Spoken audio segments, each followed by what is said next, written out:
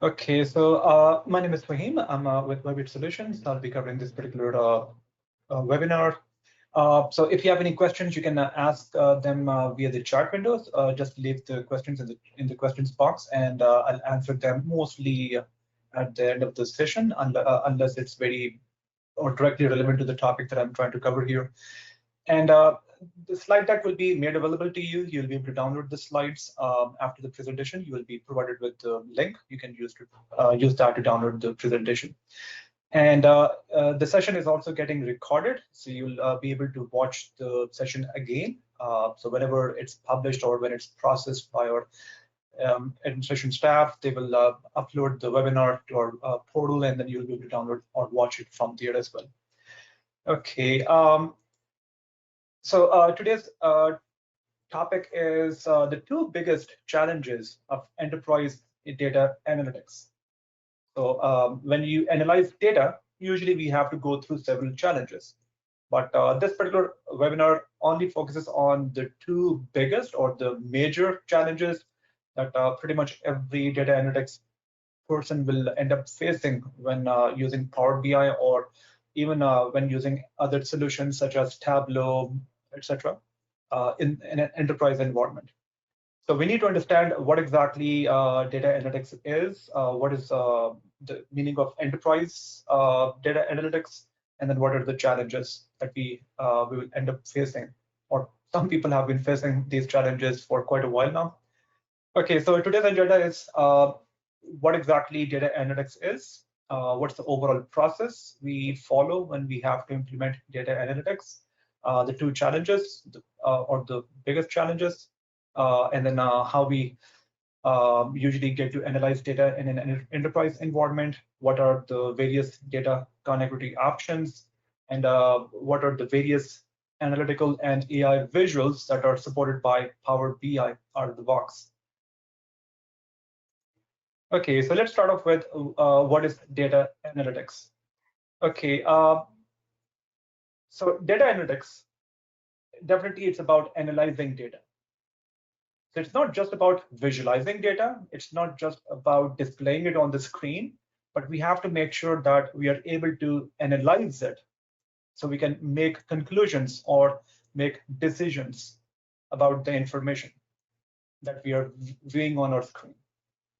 So you will end up having data and you will have to visualize it, but we have to do it in an effective manner so that we can eventually come to some conclusion, make some decision. So overall, it's a business intelligence. So at the business level, we have to make our data work for us so we can benefit from it. So make more money than we are already making, have less issues that we are usually encountering. So basically, improve the revenue, reduce the cost. Overall, that's what we eventually have to do. So overall, we need to convert data. We need to take our raw data and then present it as information. And not just that, we need to take that to the next level and convert it to knowledge so that we can eventually come to some conclusion. So analyzing is more than just visualizing data. So overall, yes, we get to reduce our overall cost and improve the revenue, etc., and so on. And we want to do it by making sure that we don't have to ask developers or the IT department to do too much stuff on their end. Instead, as a business data analytics person, we should be able to do it by ourselves.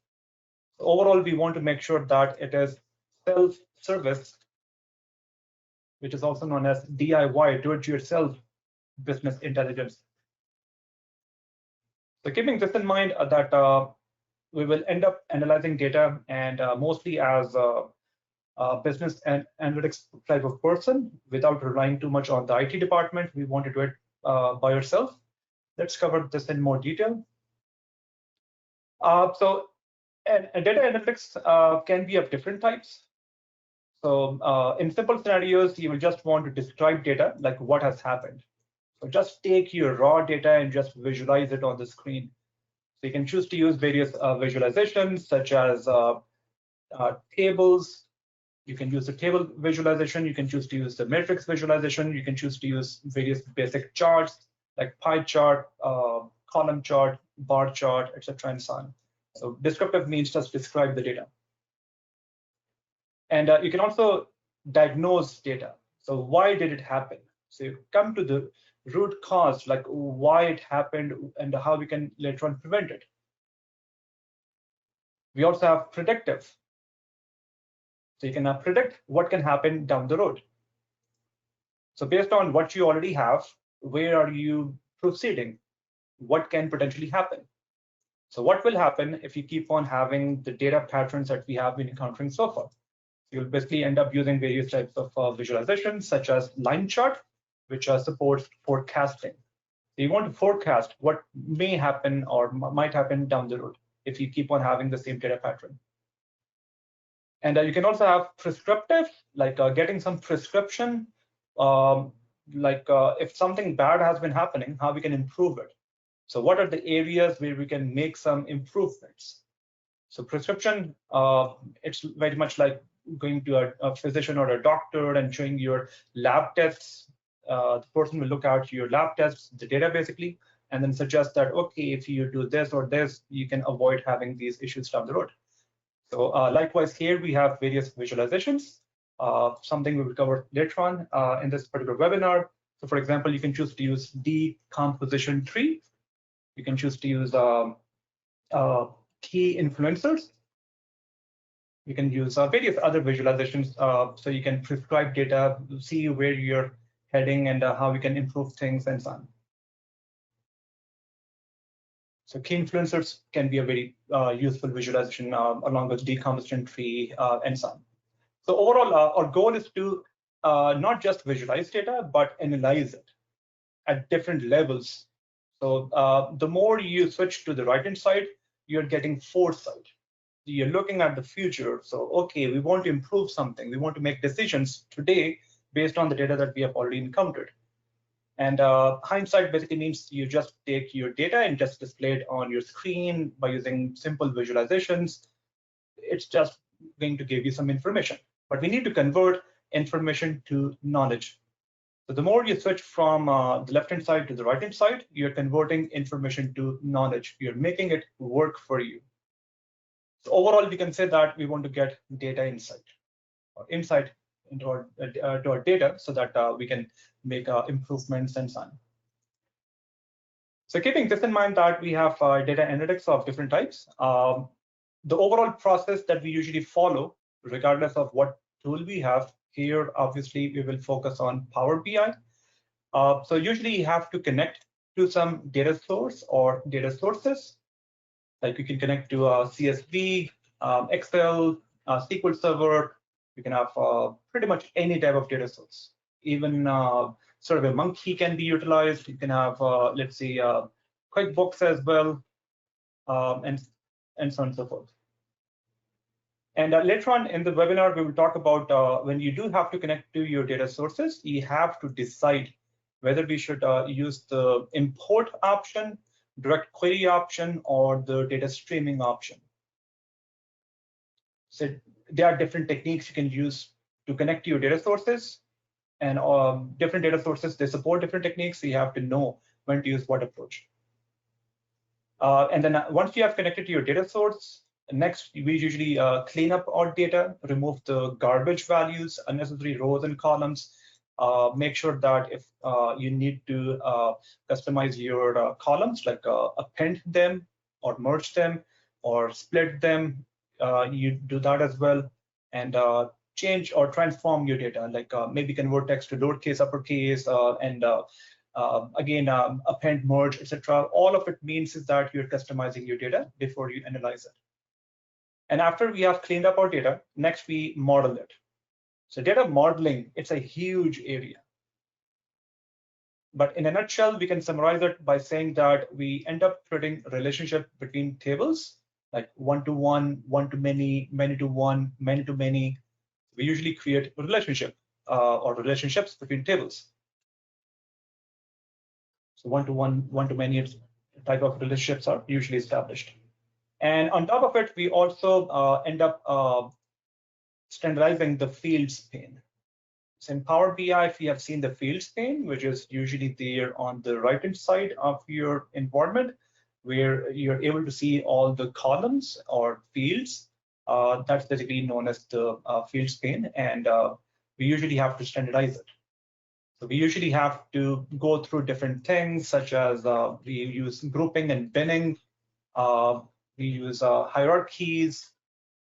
So we have to implement various things. We also have to create display folders. So you have to make sure that you organize your fields pane. So once we have gone through data cleansing and data modeling, now you can pay attention to the visualization aspect. So you start adding visualizations, tables, charts, etc., and so on, and visualize data. And then you can analyze it. So visualization means just displayed on the screen. And analyzing means now a business decision maker can interact with your visualizations. Analyze means these are your interactive, and you get insights into your data. So based on the visualizations you have added, you can now get insights. You can analyze it, interact it. And with the report, you can use drill down, drill through sort of options as well. Drill down, drill through sort of options can be utilized. So you can interact with the report, come to a conclusion. And then after that, you can choose to share the report with your co-workers, your managers, decision makers, etc., and so on. And for that, typically we end up using Power BI service on cloud. Otherwise, we could use the Power BI report server on-prem option. So in short, there are various steps, or the process includes various steps or stages that we have to usually go through. So keeping this in mind, before we talk about the two biggest challenges, let's just quickly discuss the overall process in a simple environment, in an ad hoc simple scenario. So if you're working with simple data sets, maybe you have simple CSV files, simple Excel workbooks with a bunch of sheets where each sheet contains at least one table. Or maybe you have database servers such as SQL Server, Oracle, etc., and so on. So in simple scenarios, ad hoc scenarios, not the enterprise gigantic stuff, just the basic stuff. So if you have various data sources, then you can use Power BI Desktop, the reporting tool, to connect to any of these data sources. In fact, you can connect to even more data sources like SurveyMonkey, QuickBooks, and so on and so forth. And once you develop your report, it means that you have already gone through all of those steps that we discussed on the previous slide. You've already performed data cleansing, shaping, transformation, data modeling, everything is done. You have even added visuals to your page. You have tested out the report. So you'll basically end up saving the report as a physical file on your local hard drive. It will be whatever your file name is, like sales, and the file extension will be .ppix. And then you can choose to just email this report to any person, and they can use the same Power BI desktop tool to open up the same report and view it on their site. But if you have business decision makers, managers, leaders, CEOs, non-technical people who do not know how to use this Power BI desktop tool at all, then we need to publish our report to this website, which is known as Power BI Service, if you plan to use it on cloud. Otherwise, you can choose to have it installed on your local servers and your on-prem environment, which is known as Power BI Report Server. So it's a website, basically. Whether it's hosted on Microsoft servers or your local servers, doesn't matter at all, it's a website. And this website can be utilized by any end user. They can use any browser and view the reports that are available to them, or they have the permissions to access those reports. And this is where we also usually create dashboards, something I'm not going to depth of in this course, but for now, just know that dashboards, they are a bunch of reports that you consolidate or just pick and choose certain visuals of different reports and display them on this website. So basically, you get to create at least one page here And there you get to add various visualizations from different reports. If you are coming from the SharePoint background, think of it as web parts. It's like a web part where each web part is a different visualization coming from a different report. So this is the simple or the ad hoc data analytics scenario. It's not really enterprise sort of scenario. There's no challenge here at all. You just learn how to use Power BI Desktop, connect to any of these data sources, create your report, and if you want, just view the report on your machine or just distribute the report to other people. They can install this free of cost tool called Power BI Desktop and view it. Or you can say that, okay, let's make it available on our portal or website so that it's easier for any end user to view the report without installing this Power BI Desktop tool. So this is the simple non-enterprise scenario. So what are the challenges? So the two biggest challenges that enterprises they are facing these days when they have to analyze data, whether by using Power BI or by using any other reporting tools such as Tableau, etc. So enterprise scenarios, they are much more complex. Data sources wise, they are much larger in scale. So the two biggest challenges are working with big data, gigantic data. And the second challenge is once you have gigantic data, how do you go from information to knowledge? Because if you have lots and lots of data, as a human being, it will be very difficult for us to go through every possible data pattern or record and find out what patterns are repeated a lot and so on. Like think of, let's say, Walmart, any big retail store such as Walmart. So they want to find out what products are more popular. So what is sold, when it is sold, who buys it, where it's bought. So who, what, where, when, why, how. So basically, we have to focus on different questions. And when we have gigantic data sets, these questions can be quite daunting because there will be millions and millions of records. Like if you think of Walmart, etc., and so on, they will have literally millions of records. Each time you swipe your credit card, there's a new transaction, and we can analyze it at the corporate level, so we can make decisions based on that. So basically, analyzing data, so we can derive knowledge from that gigantic data set or information. So that's where behind the scenes, we need to make sure that there is some AI or machine learning sort of things in place, which are traditionally configured and performed by data scientists and data engineers. But here we need to be able to do some of the stuff as a business data analytics without relying on the IT department and so on. So Power BI does have some capabilities that lets you use machine learning even without asking the IT folks. And definitely you can still ask your IT folks. They can enhance the overall data analytics for us by configuring AI and machine learning behind the scenes and so on.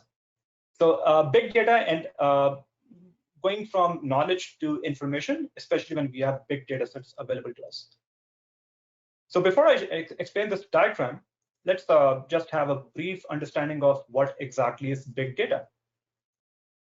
So big data is literally gigantic data, but volume is not the only thing. So volume is one of the three V's that identifies or that tells us that it's something is big data.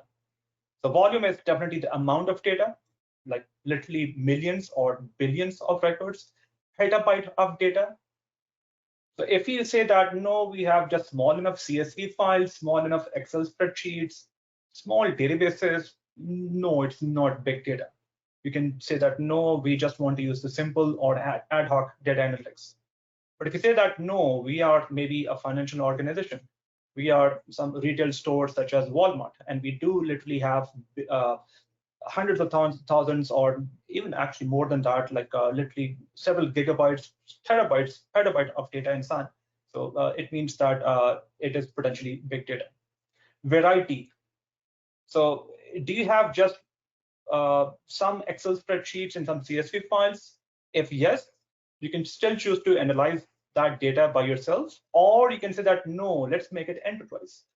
let's organize data in a central place, sort of like a data warehouse, basically. So we want to make sure that all of the enterprise data is known to all of the business data analytics, and it's not just scattered across different folders on our hard drive or across someone else's machine and so on. So we need to consolidate data. So whatever your facts, your known data is available, make sure that it's standardized, it's available to everyone in a standardized manner. So variety-wise, you can have a mix of different file formats. You can have, let's say, CSV files, Excel spreadsheets, JSON files, Avro, Parquet are some of the technical file formats. You can have those as well. You can have your database tables. You can have any type of data that can be structured in the form of rows and columns, or it can be unstructured, like XML files, JSON files, and so on and so forth. So you can have different data formats, basically. So to make sure that you're able to standardize things and analyze things at the enterprise level, in just a bit, I'll come back to this diagram and explain how things usually work in the enterprise scenario. So for now, know that if you are dealing with different data formats, potentially you are working with big data. So volume is not the only factor, it's one of the factors. And it you might not have huge enough data, but you might have lots of variety. And velocity. So how frequently the data is updated that you need to analyze. So how fast is the data coming? So is the data usually updated once a day, once a week, once a month, or it's updated every few seconds or maybe every second? So how fast you need to update your report, that is another important factor when it comes to working with big data. So it can be real time as well. You need your dashboards to refresh in real time. So your pie charts, your whatever other visualizations are, they should update, refresh in real time. So basically, big data is one of the challenges. So especially medium to large scale organizations, they have lots of variety, they have volume, and they also have velocity as well. If we have none of these, you just have simple Excel spreadsheets, simple CSV files, you don't care for any of these, well and good, you don't have to face this particular challenge at all. But if you are going to face at least one of these challenges, we need to make sure that we utilize enterprise data analytics approach. There are actually multiple approaches. Let me try to summarize the approach here. Okay, so we still have the exact same thing that we had previously in the simple or ad hoc data analytics. We still have Power BI Desktop, which we will use to create a report or reports. We will still publish the reports to our portal or website, and end users will still connect to the portal or the website to view the reports, dashboards, and so on. But what's different is previously we had Power BI Desktop directly connecting to these underlying data sources. But this time around, we want to say that no, we don't want to use simple or ad hoc scenario. We want to make it more enterprise. So to make it more enterprise, there are actually several options. In this webinar today, we will just work on or focus on one of the options. Down the road, we will end up having additional webinars, and we'll talk about some more techniques as well. For example, for now, let me just write them down here. So we can use data words / common data model. You can also use data flows. You can also use Azure Analytics or analysis services. You can also use HT Insight. So there are definitely lots of options available. Here, for now, we will just focus on one of them. So enterprise data analytics involves having some sort of a data warehouse, sort of a central solution.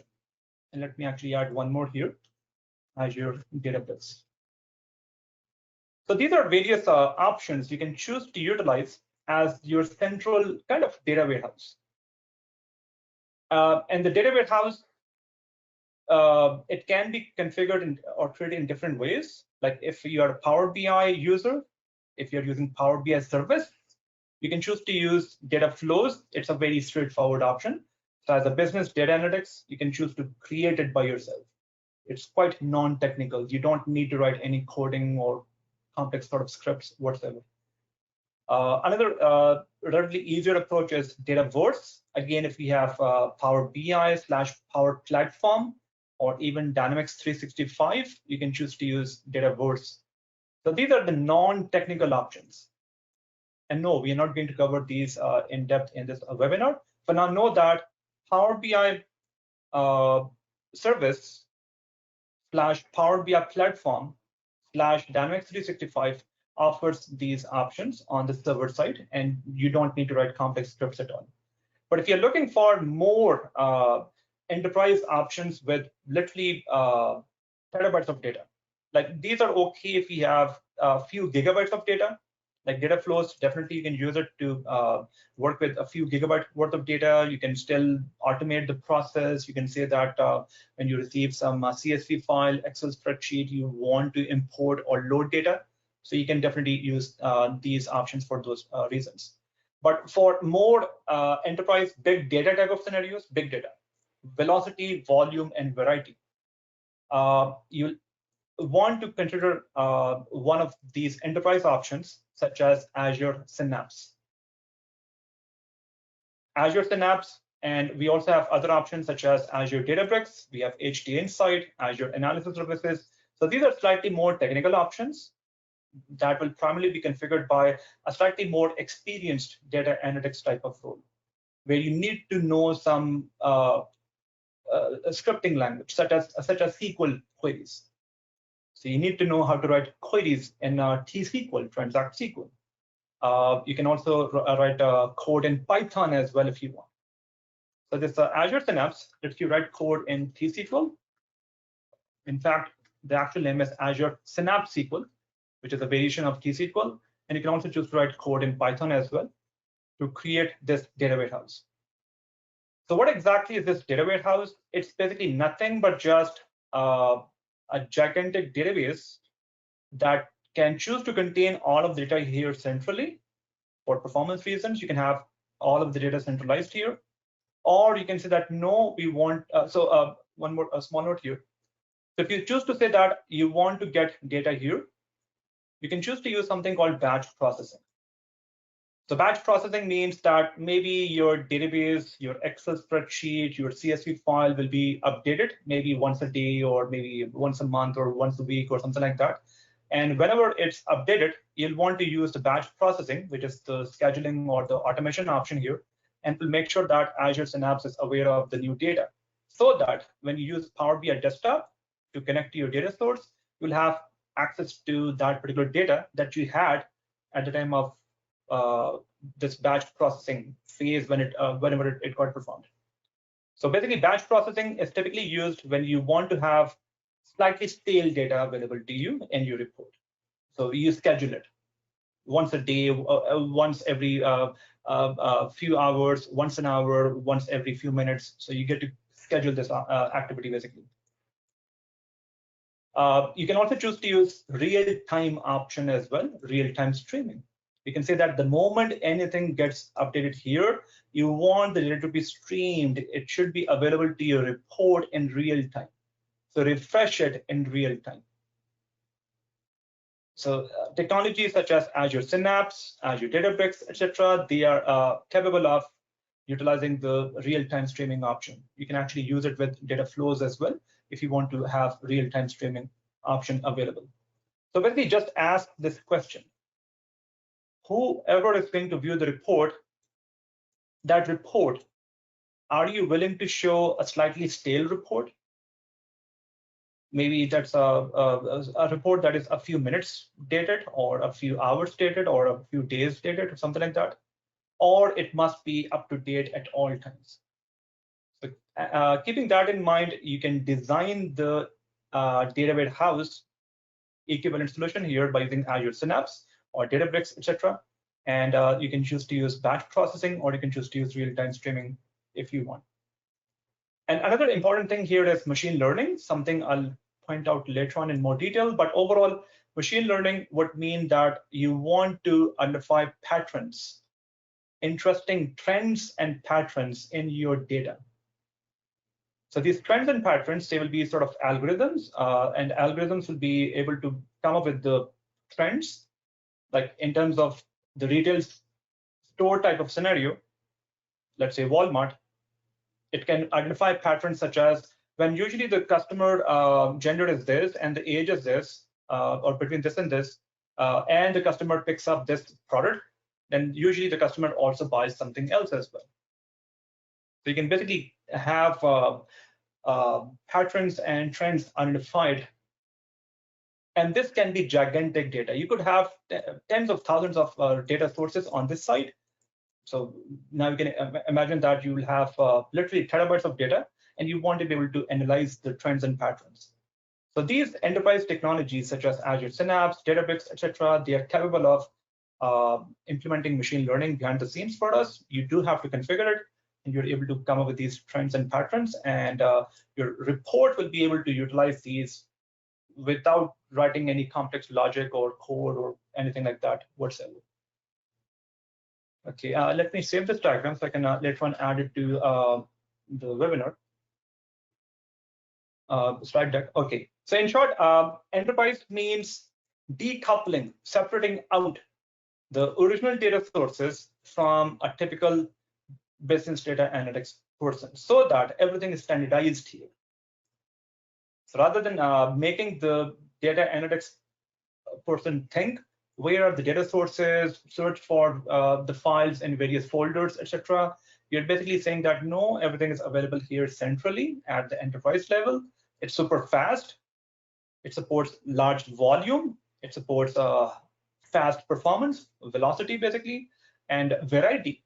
So this person will no longer have to worry about, I have 5 Excel spreadsheets, 4 CSV files, 3 database servers, and so on, because now everything is available here as sort of the central level.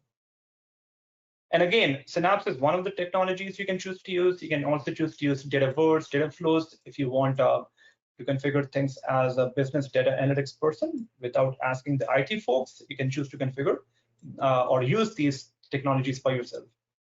Otherwise, slightly more experienced technical data analytics folks familiar with Transact SQL or any flavor of other SQL language and a bit of Python can choose to use these more advanced options.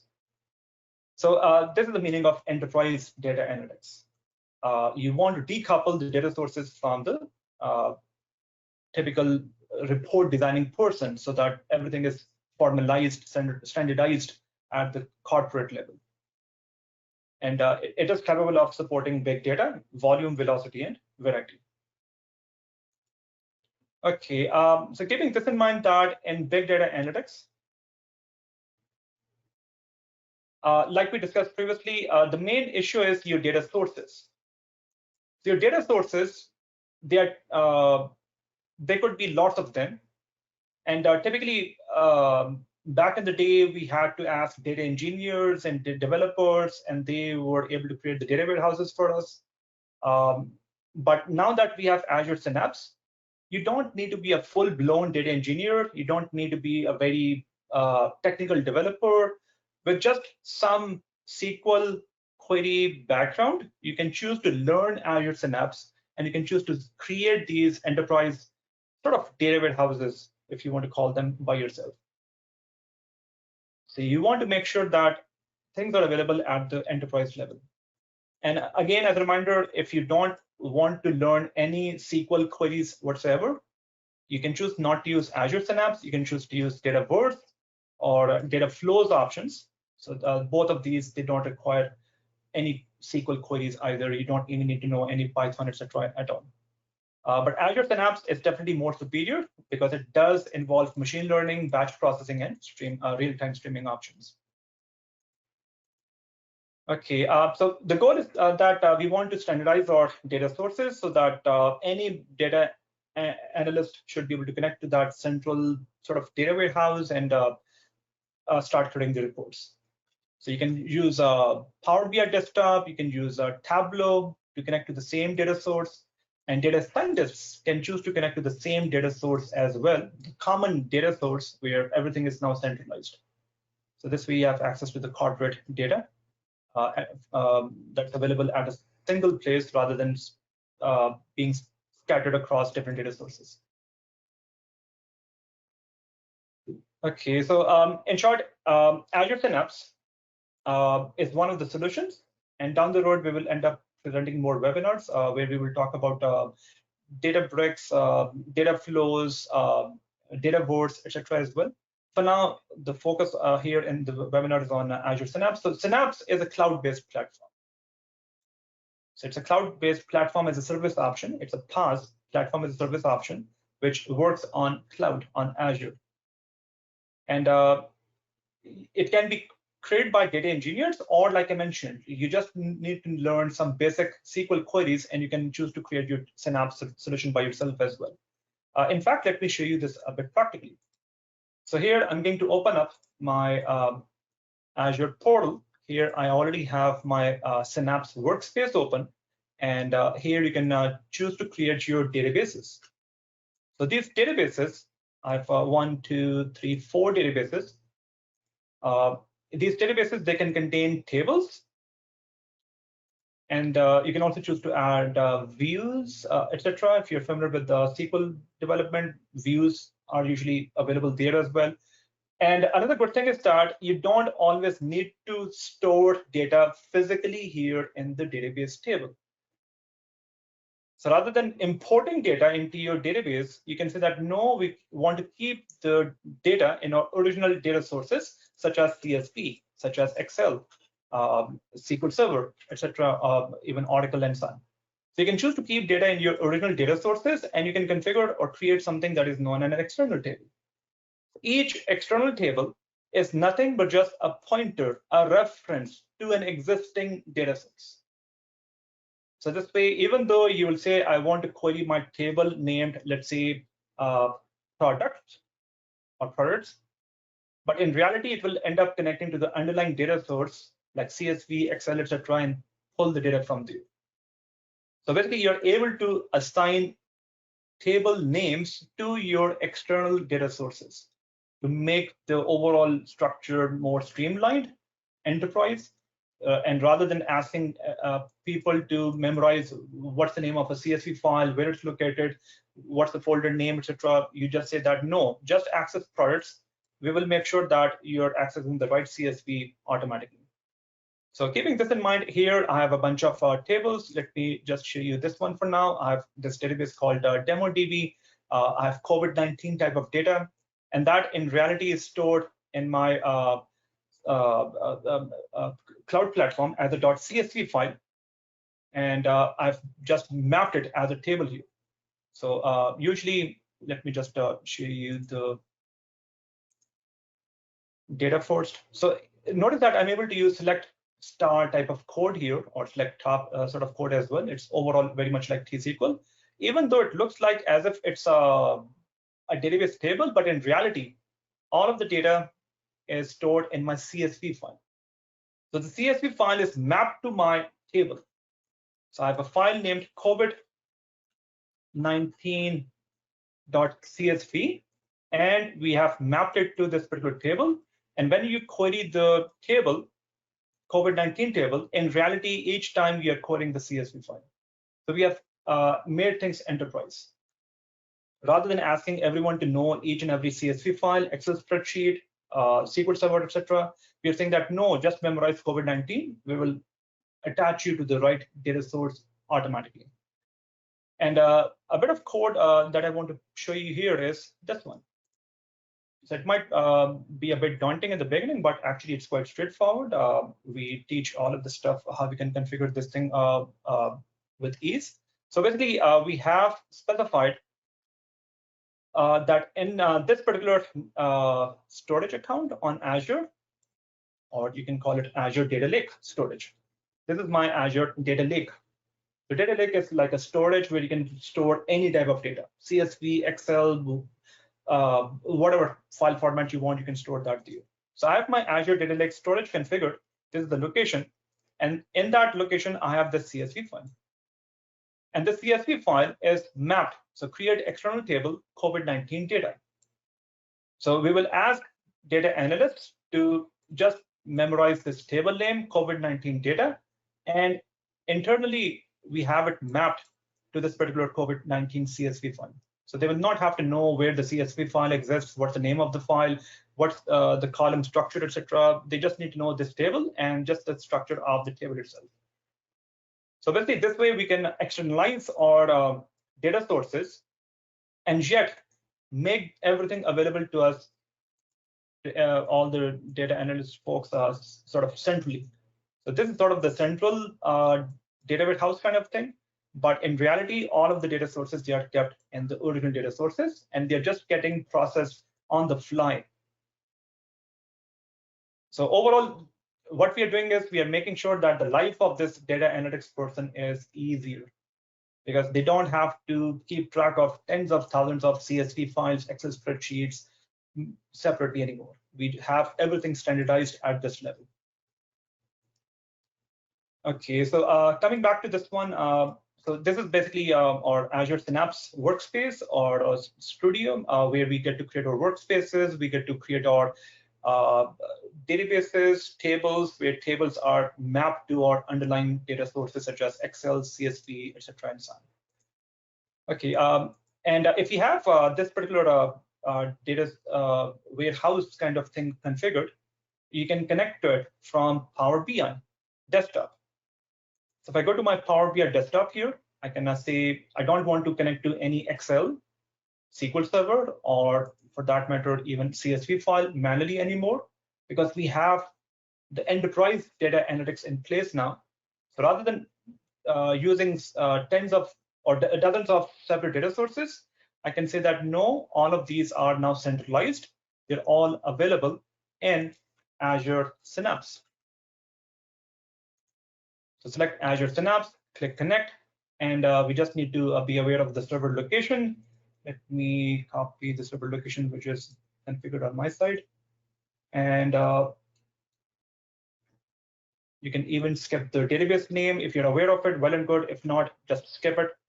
You will automatically know what's available to you afterward. So when you click OK, it will ask you to sign in. If you're not already signed in, I'm already signed in. It will show me the databases that are available to me, and I can select, let's say, DemoDB for now. Here I have COVID-19 scenario. So this table, just a single entity here, I can select this one or as many as I want, and I can start analyzing them. But in reality, it's still stored in a CSV file, so COVID-19.csv. It's still stored in a CSV file in something that is known as Azure Data Lake Storage. So basically, rather than asking everyone to keep track of every possible location, every possible file name, even the column structure of each file, we have opted to standardize things at the sort of central level. Here for now we are using Synapse, but likewise you can choose to use data flows, you can choose to use Databricks, you can choose to use Dataverse. There are various technologies, they all have different pros and cons. Down the road we will end up having another webinar to compare the differences between all of these options. But for now, know that this is the Azure Synapse option, where we are choosing to display simple names, where each name is actually some file that's stored somewhere, or it could be a database table stored somewhere else and so on. So we are standardizing things. We are centralizing things. So as a data analyst, I only need to be aware of, okay, COVID-19. I don't need to have any headache of where it's coming from. So I can select, let's say, COVID-19. We have this particular structure. I can click load. We will have it available here. And once it's available here, no one cares for, did you bring it from Synapse or SQL Server or CSV or Excel? No one cares for that. And you can still choose to do some shaping and cleansing and transformation sort of stuff, modeling as well. Like I can choose to say that let me first of all edit query, switch to Power Query Editor. Here I have this unnecessary row. I can choose to remove it or just make it as the first row.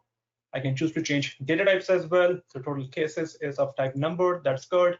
Country is there. I can close and apply. So I've transformed.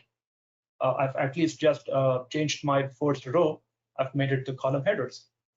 I can say that, let's say this country column should be organized as a country column so that I can display it as a map. So we have this map here. I can also change the bubble sizes.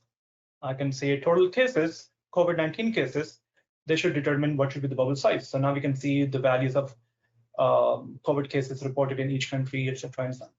So basically, we have connected to Azure Synapse here without even knowing that in reality, it's a CSV file. So this is one of the main benefits we are getting here. So decouple the actual data sources from the report designer. Whoever is designing the report shouldn't have the headache of keeping track of dozens and dozens of data sources. Just centralize them. And it will give you performance. So volume, velocity, variety, you're gaining these benefits now. And again, you can choose to use other techniques as well, like if you're using Dataverse, not that it's covered here in this webinar, but in general, you can select Dataverse from here and specify the location to your Dataverse or data flows. All of these are enterprise solutions. They decouple the actual data sources from your reporting tool. Okay, so decoupling of the data sources, enterprise, not ad hoc where you just manually decide, okay, I have CSV here on my local hard drive, etc. and so on. Sure, you can do it that way as well, but that will be the simple data analytics option that we covered previously on this slide. Here, enterprise challenges, that's what we're trying to discuss. And how do we access different data sources with ease? And actually, one more point before I move on to the next slide. So you can also configure security at the central level. So who should have access to what? So security can be configured with ease. You have velocity, volume, and variety in place as well, or benefits as well, and so on.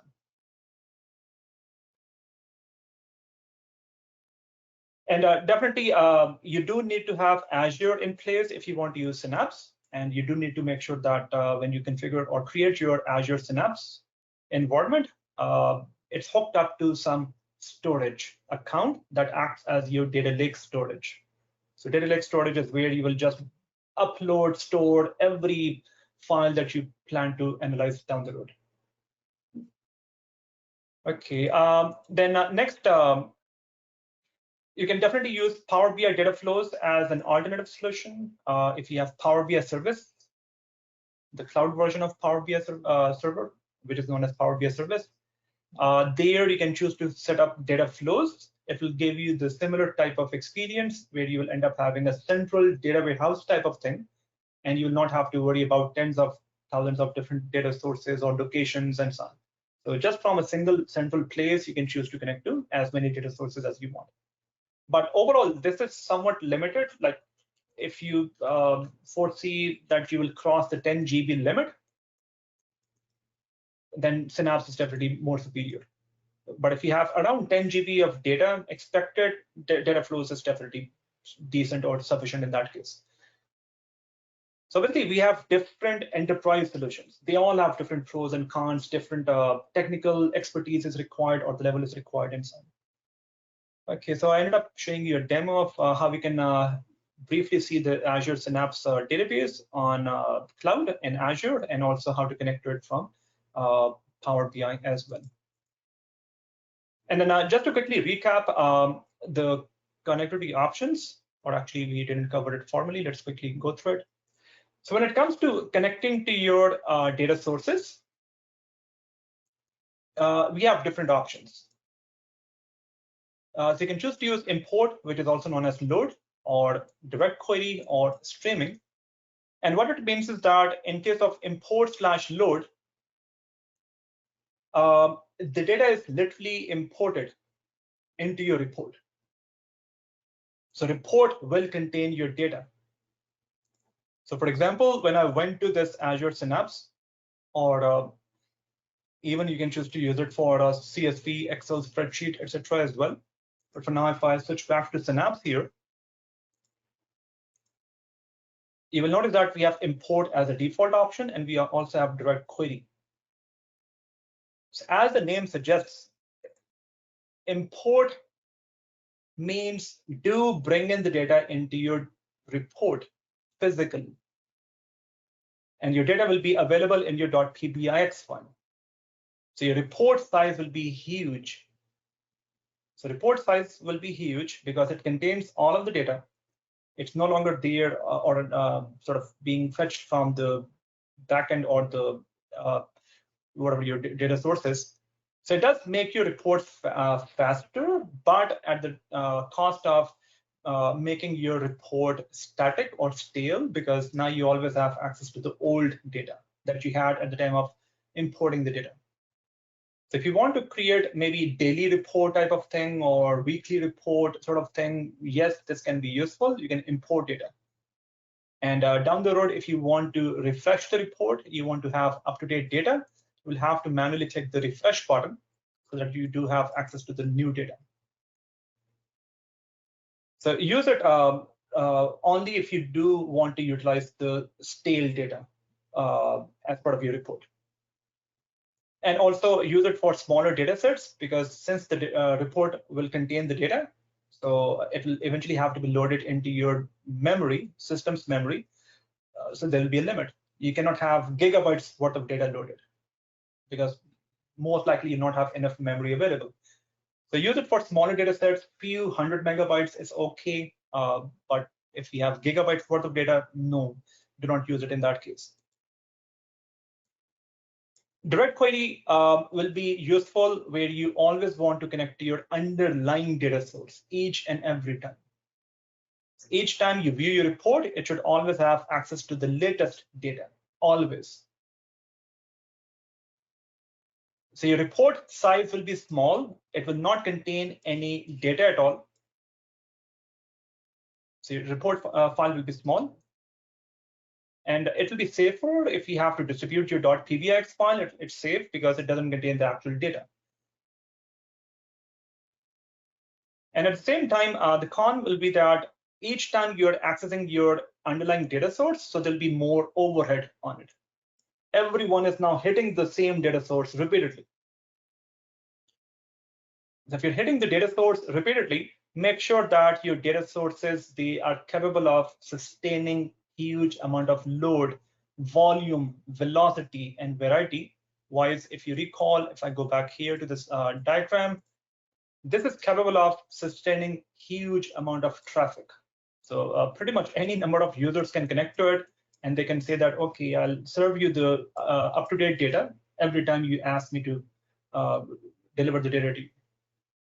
So make sure that your data source that you're using here is capable of sustaining huge amount of data. If you're using DirectQuery, Synapse is capable of doing that. Database servers like SQL Server, Oracle, there's a limit.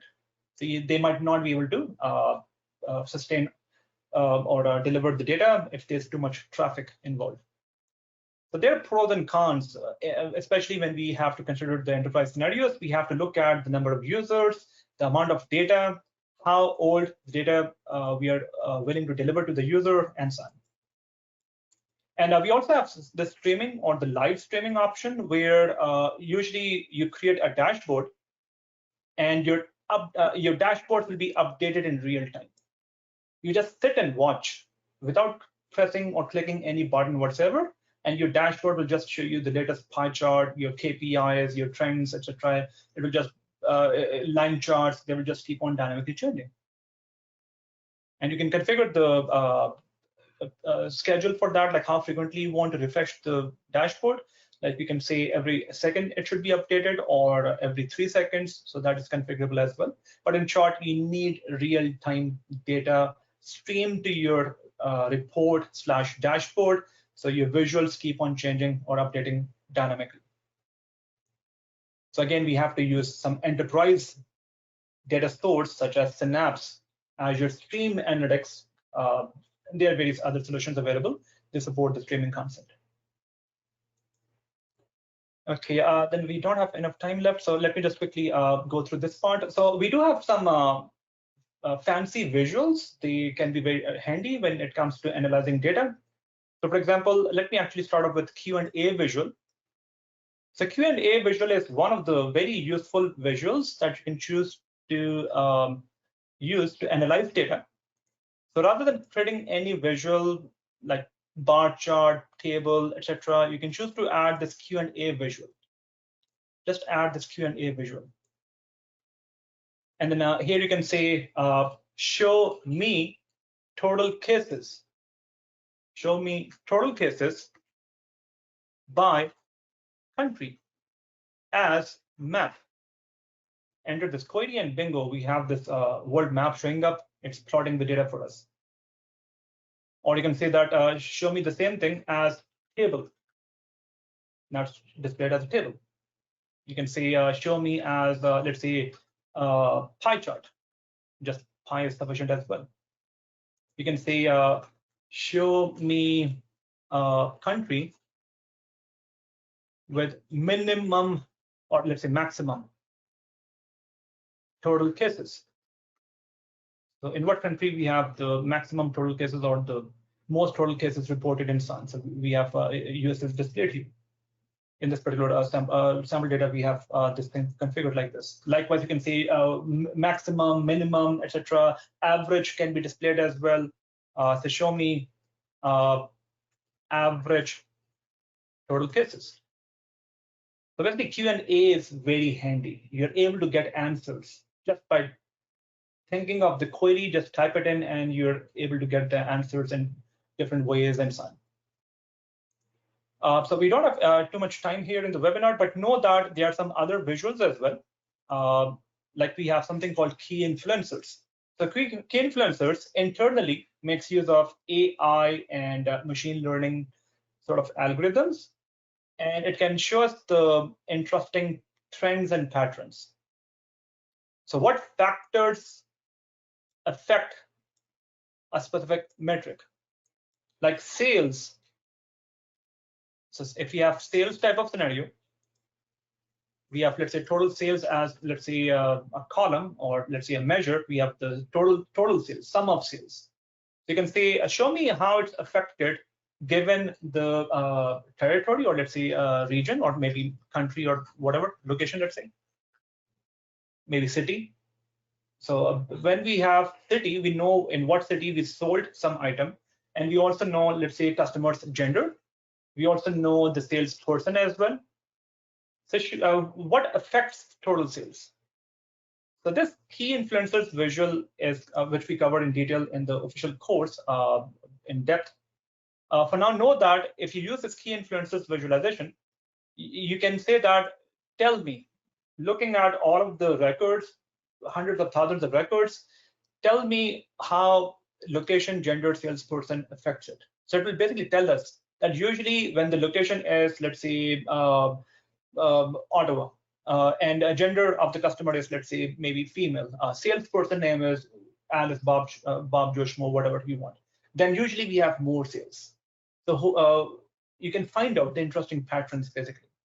Likewise, when your sales are bad, so these fields or dimensions, how they affect your total sales, when they go down, when they go up, in what location, what gender, what salesperson combination usually affects these things. So basically, it's an AI/ machine learning driven type of visualization, which we covered in depth in the formal course. Q&A visual, I talked about that already. We also have something called decomposition tree, which allows us to decompose, analyze data. You can drill down into your dimensions and see the data with ease. I zoom in to some extent here, you'll be able to do the root cause analysis basically. You'll be able to say that I want to find out when my sales go up, when they go down manually, based on any custom criteria that you want to add here. So root cause analysis, getting to the root cause, making a decision.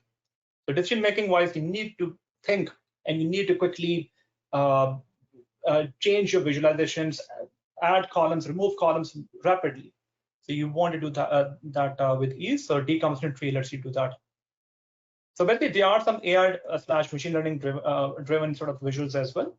So usually that's another challenge that we face in the enterprise scenarios: how to analyze data, especially that is gigantic and so on.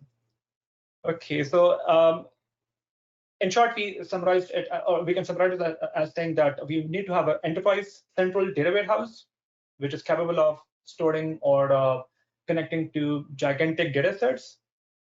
Velocity, volume, and variety should be there. And we want to be able to find the trends and patterns in our data sets so we can make a decision. Okay, so any question regarding the webinar? And yes, the session is being recorded, and whenever it's processed by our admin staff, this will be uploaded to our site or the portal, and you'll be watch it again. And the slide deck will also be uploaded as well. We do have various formal courses on this technology, Power BI. So if you just want to focus on Power BI, if you're, let's say, new to Power BI, then PL300 can be a very good course. But if you're already experienced in this PL300 or a Power BI and you want to look into some enterprise techniques, like I pointed out, data flows, data words, Azure Synapse, etc., enterprise scale analytics solutions, that is covered in this TP500 course. So definitely, if you have any questions regarding the courses, feel free to ask us. We can provide you the outlines, etc., and so on. Okay, so and we are a minute over time. Okay, so if you have any questions, you can ask. Otherwise, thank you very much. It was a pleasure to be here with you for this session.